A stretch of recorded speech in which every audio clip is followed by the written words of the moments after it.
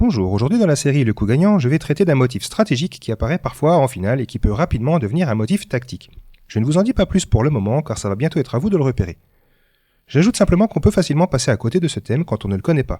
En déambulant dans un tournoi amateur il y a plusieurs années, j'ai même vu un 1800 Elo rater cette opportunité plusieurs coups d'affilée contre un élève et c'était en partie lente. Voici la position que j'ai choisie pour illustrer ce thème.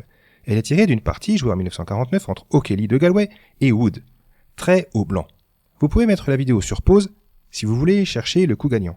Attention cependant à bien calculer jusqu'au bout, car il n'y a pas que le premier coup à trouver. Au niveau matériel, la situation est égale. La position est fermée et on a l'air de s'acheminer tout doucement vers la nulle car aucune pièce ne semble en mesure de passer dans le coin adverse. C'est là qu'il faut chercher au bon endroit de l'échiquier. On peut vite avoir tendance à oublier l'aile roi puisqu'elle est fermée. En effet, les deux chaînes de pions de ce côté-là sont complètement bloquées. Si c'est comme cela que vous avez réfléchi, vous avez sans doute cherché des manœuvres à l'aile dame plutôt, puisque c'est le seul secteur, apparemment, où la situation pourrait se débloquer. Cependant, si on raisonne en termes de déséquilibre, on trouve deux facteurs décisifs. Les blancs, pour commencer, ont un fou dont ne disposent pas les noirs. C'est le fou de case blanche. Ils ont aussi un avantage d'espace à l'aile roi, en possédant notamment ce qu'on appelle un pion passé de réserve en H6. Pourquoi appelle-t-on cela un pion passé de réserve ?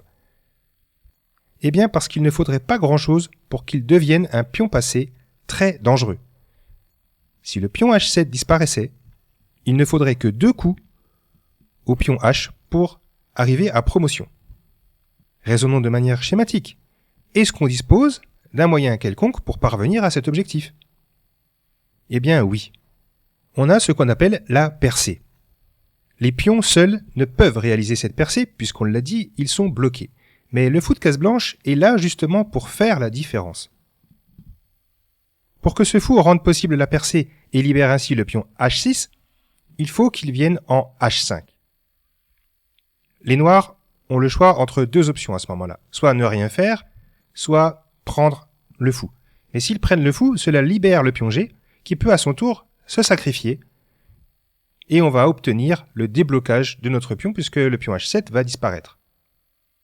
Évidemment, le coup G6 crée aussi la menace G7, et c'est le pion G qui peut filer à dame. Après fou H5, si les noirs ne font rien, comment on compte continuer ? Eh bien, on a bien envie de débloquer quand même ce pion H en se sacrifiant en G6. Comme ça, après la prise du fou, on pourra tout simplement pousser et aller à dame. J'ai montré tout cela de manière schématique parce que pour le moment, on n'a pas tout vérifié encore. Il faut vérifier si une pièce adverse peut ou non venir en défense. Il semble évident que le roi noir n'est pas du tout dans le carré du pion. On en est très loin, donc on peut vite l'éliminer de nos calculs. Le cavalier, lui aussi, est complètement hors jeu. Il lui faudrait beaucoup trop de temps pour revenir contrôler la case H8. Mais il reste le fou. Et ce fou pourrait venir au bon moment en F8. Comme ça, au moment où les blancs auront débloqué leur pion H et le pousseront en H7, ils seront en mesure de venir en G7.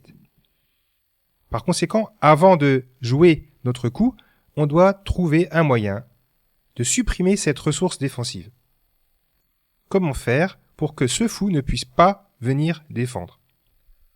Eh bien là, on a une deuxième ressource. Et c'est cette deuxième ressource qu'il fallait voir pour que ça fonctionne. On peut utiliser notre deuxième fou pour dévier ce fou-là quand il sera en F8. Et là, maintenant, on peut vérifier la solution par un calcul précis. Je précise que ce calcul, évidemment, doit se faire sans toucher les pièces quand vous faites l'exercice, parce que les exercices ont pour but de vous entraîner à visualiser dans les conditions d'une vraie partie. Donc allons-y, vérifions. Après fou H5, déjà, on va s'assurer que la prise est bel et bien impossible. G prend H5 perd rapidement après G6, effectivement. On l'a dit, soit les blancs poussent, soit sur la prise, on pousse le pion H et on va arriver à dame. Le fou n'a pas le temps de se replier. Par conséquent, après fou H5, c'est maintenant qu'il faut jouer fou F8. Parce que si les blancs prennent en G6 et pousse le pion dans la foulée, alors le fou défend juste à temps. Mais justement, après fou et fuite, les blancs prennent quand même en G6, c'est ce qui s'est passé dans la partie. Parce qu'après H prend G6, c'est maintenant qu'ils ont choisi de placer la déviation. Parce que le fou ne peut pas encore venir ici.